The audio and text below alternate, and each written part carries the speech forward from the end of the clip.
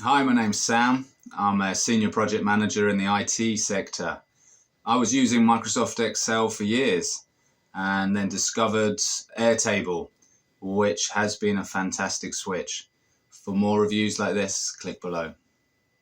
I've been using Microsoft Excel for years. It's the go-to software for spreadsheet management, and it was getting a bit clunky and a bit basic for more of an interactive data flow and dashboarding tool. And I discovered Airtable about 4 years ago and played with it, started to transfer some personal spreadsheets. I fell in love with it. It's just such a beautiful piece of software, and I adopted Airtable personally and professionally. So Airtable is better suited for smaller quantities of data, smaller databases, and if you're looking at themes or compartmentalization. So I might have my entire staff list, the HR details of all the employees in the company there, and then I can group them by birth month if we're celebrating birthdays, or by team to really focus in on their niche sectors.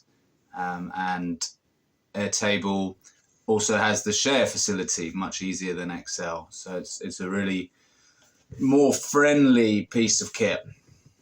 Microsoft Excel was and still is better for large amounts of data for equations. Airtable doesn't quite cut the mustard for filling in formula. Excel is more robust in terms of clever equations and cells and the math side of it. If you don't need that, then you're using more text-based tables, hence Airtable. But Excel has that sort of science and data science facility. How easy is it to start with them both? Well, Excel I started with 20, 30 years ago. I can't remember. It's pretty easy to use these software.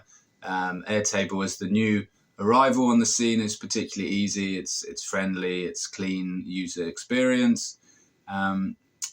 However, both pieces of software have advanced features and need some training, Airtable included, and I recommend that, getting stuck into the advanced features of both. There's so much more than initially meets the eye.